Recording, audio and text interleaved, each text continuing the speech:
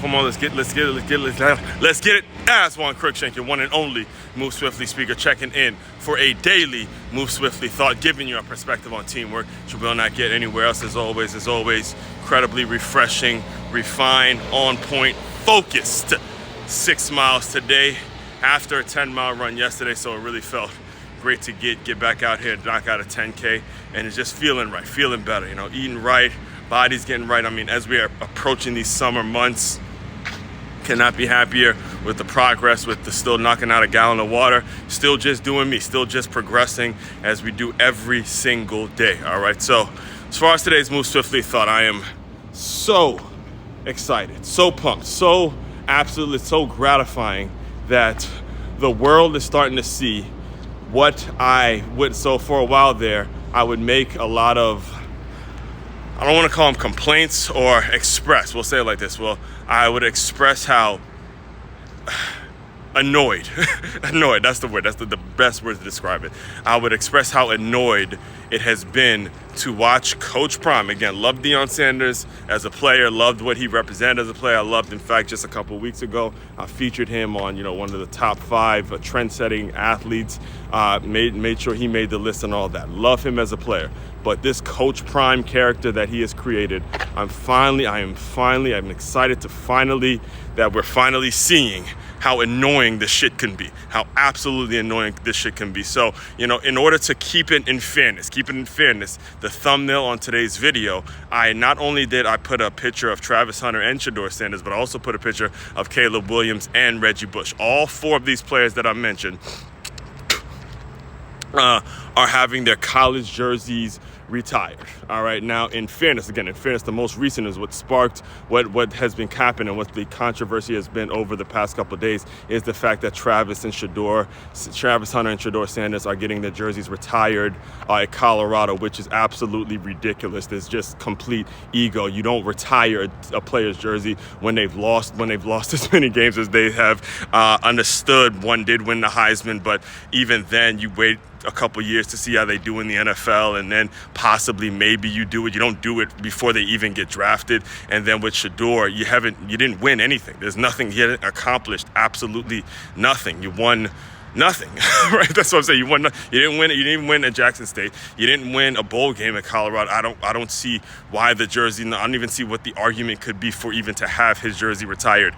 Period. So again, in fairness to him, because there's a lot of prime sexuals out there that talk about, you just hating, dog. You just hating. You hating our coach, right? You hate. No, fuck that. Because if you wanted to ask me personally, who I think the greatest college football player of all time is, I would say Reggie Bush. And I'm telling you right here, I don't think Reggie Bush's number should have been retired at USC. Same thing with Caleb Williams. Again, I'm DMV, born and raised in Silver Spring, Maryland.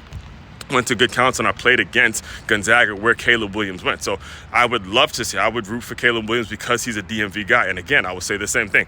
I don't believe a college jersey should be retired, especially Caleb Williams, who started off at Oklahoma, period. So college jerseys should not be retired. I mean, if Tim Tebow, if anybody, Tim Tebow, you still see guys wearing 15 at Florida. Like, the game of college football should not have it to where you just are so immortalized that a younger player, a high school player coming up is looking at it like, hey, I have this jersey number that I've been wearing. They should be allowed to get whatever jersey number that they are aspiring to get because they're at the beginning of their careers.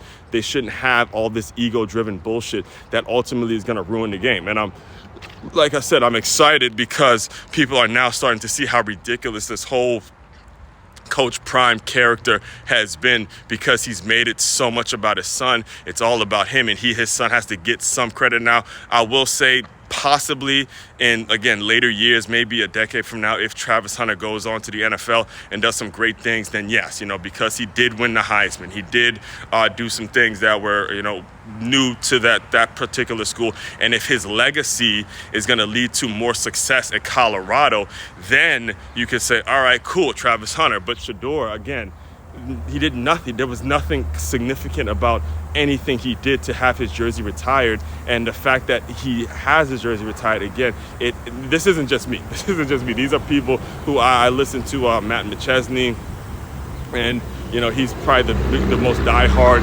Colorado person that I think is on the internet in terms of him, Joel Klatt, the people that actually played there, and they offer the exact same thoughts, to where it's just too much ego. At this point, it's just too much, which is what I was actually saying that first year when Coach Prime when Coach Prime took over at Colorado, to where it's rushed, it's too much about him, and it's just, again, if you're a recruiter, if you're a parent, if you're someone that's might been interested in that program, you're starting to see where the thing is, the wheels are probably going to come off of it. I'm predicting, if not this year, then the year after, when things are looking bleak. And again, because Coach Prime has leverage over the university, he's responsible for so much of the funds, he's going to be able to back out of it when he feels he needs to back out of it. It's not going to be a long-term solution, as I predicted. So again, like I remember I told my girl this yesterday, the chickens are coming home to roost. The reality of your situation is going to start coming out. And, again, it's about substance. And in fact, I'm going to be discussing that in the live stream today, in terms of just establishing your presence everywhere you go, understanding that your presence and what you're about, how you set the tone in certain things. That's going to dictate how often you stay around, and the longevity of what it is you're all about. All right. So all that being said, main website to check out to dive deeper into everything I'm doing, MakeYaMove.com. That's MakeYamove.com. One-stop shop for your teamwork and your self-development needs. As one Crookshank, your one and only Move Swiftly speaker. Checking out. You guys continue to move swiftly. We will talk more soon.